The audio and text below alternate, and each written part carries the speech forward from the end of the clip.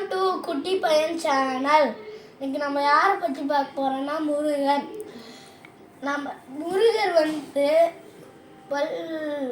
எப்படி சூரன் அமைச்சாரு, அப்போ அந்த எப்படி அந்த நாளிகேனர் உருவாச்சு, குன்று இருக்க மேடம்லாம் குமரன் இருக்க மேடம், அதில் என்னன்னு பார்க்கலாம். முருகர் இருக்கிறாரு, அவர் திருச்செந்தூருக்கு வர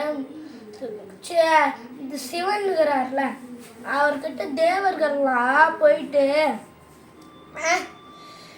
வந்து சூரபத்மன் என்ற ஒரு அரக்கனுக்குலாம் அவனை அழிக்க வேண்டும், அதுக்கு என்ன செய்யணும்னு கேட்டுக்கிறாங்க. சிவன் வந்து ஒரு குழந்தை பிறக்கும், அதுவே அழிக்கும்னு சொல்லிட்டு நெற்றிக்கண்ணிலேருந்து 6 தீப்பொறிகள் வந்துச்சு. அது வந்து கார்த்திகை பெண்கள் வளர்த்து வராங்க. ஒரு காலத்தில் அம்மன் வந்து கைலாசத்துக்கு கூட்டின்னு வந்துடுறாங்க. அதுக்கு அப்புறமா வந்து இந்த தேவர்கத்தில் சிவன் காட்டுறாரு. அதில் ஒரு தீப்பொறிய மனுஷன் சொல்றல, அந்த தீப்பொறிக்குதுல்ல, அந்த தீப்பொறிய கங்கையில் போய் விடுன்னு சொன்னாங்க. ஆனால் தேவந்திரனால அவ்வளோ நேரம் அந்த வெப்பத்தை புரிய முடியல. அக்னி தேவன் போய் விட்டுட்டாரு. அதுக்கப்புறம் அதுதான் கார்த்திகை தேவ பெண்களிடம் போச்சு. வெல்கம் டு குட்டி பையன். திரும்பி சொல்கிறேன், அப்படி தான் சொன்னால. அப்புறம் போயிட்டாங்க, விட்டுட்டாங்க கங்கையில். அதுக்கப்புறம் முருகர் பெருசாக வளர்ந்து வந்தார். கடைசியாக வளர்ந்த பின்னாடியே நாரதர் வந்தார். நீ வந்து சூரபத்மனை அழிக்கிறதுக்கு முன்னாடி தாரகனை அழிச்சிடு. தாரகனை அழிக்கிறதுக்காக சூரபத்மன் போனார். அவரால் அழிக்கவே முடியல. 2000 நாள் ஆயிடுச்சான். இதுக்கப்புறம் அடிக்கவே முடியலையாம். அதுக்கப்புறம் முருகர் இருக்கிறார்ல, அவர் வந்து இதுக்கு மேலே முடியாதுன்ட்டு அவங்க அம்மன்கிறாங்கள சிக்கல்ல, அவங்க அம்மன் அவங்க தாய்கிட்ட இருந்து ஒரு வேல் வாங்க, அதுதான் வெற்றி வேல். அந்த வேலை எடுத்துக்கிட்டு போய் தாரன்னு கதையை முடிச்சிட்டாங்க. அடுத்தது வந்து சிங்கமோகன் அவங்க கதையும் முடிச்சிட்டாங்க. அப்புறம் யானை மோகன் வந்தான், அவங்க கதையும் முடிச்சிட்டாங்க. பால்கோவன் வந்தான், அவங்க கதையும் முடிச்சிட்டாங்க. கடைசியாக சூரபத்மன் வந்தான் பாரு, அப்போ அழிக்கும் எதிரான் வேலை மாமரமாக ஆயிடுறான். இப்போ மாமரம் ஏன் இப்போ திருச்செந்தூரில் மாமரமே இல்லைன்னு தெரியுமா உங்களுக்கு? அந்த முருகர் வந்து வேளால வந்து நம்ம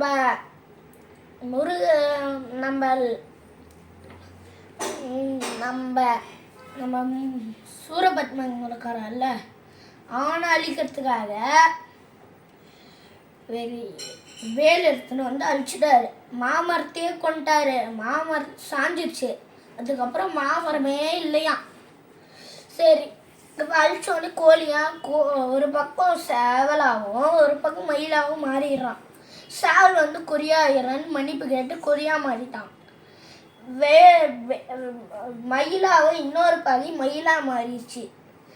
இப்போ முருகருக்கு கொடியும் மயிலும் வந்துருச்சு. முருகர் மயிலை வாகனம் வாங்கி எடுத்துக்கொண்டார். அதுக்கப்புறம் அங்கே இருந்த போருக்கு வந்தவங்களுக்கெல்லாம் தாகம் எடுத்துக்குது. தாகம் எடுத்ததுக்கு இப்போ நம்ம தண்ணி குடிக்கிறதுக்கு வேலை தூக்கி வீசியிருக்காரு. அங்கே ஒரு கிணறு உருவாயிருக்கு, அதுதான் நாளி கிணறு. கடல் தண்ணி உப்பு தண்ணியில் தான் இருக்கும், அங்கே மட்டும் தண்ணி உப்பே கரிக்காது. அங்கே தேவரெல்லாம் குச்சி நீத்துக்கணும். குன்று இருக்க மேடமெல்லாம் குமரன் இருக்கும் மேடம்னு சொல்லுவாங்க. கோயில் அந்த முருகர் கோயில் மட்டும் எங்கேயுமே இல்லை. ஏன் தரையில் பூமியில் அடிச்சுப்போன்னு நினச்சிருப்போம். ஆனால் சந்தனம் மேலே சந்தன மலைக்கு மேலே தான் இருக்கும். அது நம்மளால் உணர முடியாது. ஆனால் அது சந்தன மலைக்கு மேலே தான் இருக்கு, சந்தன மலை. அதனால தான் இப்போ சந்தன மலைக்கு மேலே இருக்கிற அந்த முருகரை உணர்த்த மாரி பூமிக்குள்ளே இப்போ பூமியில் இருக்கிற மாரி பண்ணிட்டாங்க. அதுவும் ஒரு மலைக்கோவில் தான். அப்படிதான் அதேமாரி தான் இப்போ முருகருக்கு கொஞ்ச நாள் ஆனோடனே கல்யாணம் பண்ணோம். இப்போ எங்கேயுமே கிடைக்கல. ஃபஸ்ட்டு நாரதர் ஒரு கலகத்தை பண்ணார். தேவேந்திரனும் இவனும் இப்போ இவன் கல்யாணம் பண்ணல. இந்த தேவேந்திரங்கிறாருல, அவர் இருக்கிறாருல, தேவேந்திரன் நம்ம யாருன்னா ஒரு இடத்துக்கு போகலாமான்னு கேட்டாங்க. அப்போ தான் ஒரு திருப்பர கொன்றம்னு ஒரு இடம் இருக்குது, நம்ம அங்கே போகலான்ட்டு போனாங்க. அந்த குன்றுக்கு போனாங்க. அப்படியே அந்த குன்றுக்கு போனான்னு அங்கே முருகர் கீழே ஒரு சிவன் கோயில் இருந்துச்சு. அதில் கும்பிட்டுக்கினே இருந்தாங்க. கொஞ்ச நாளைக்கு முன்னாடி தேவேந்திரனுடைய பொண்ணை அங்கே முருகருக்கும் தேவேந்திரனுக்கும் அவனுடைய பொண்ணுக்கும் கல்யாணம் பண்ணி வச்சிட்டாங்க. அப்புறம் தெய்வானைய திருத்தணியில் கல்யாணம் பண்ணாங்க.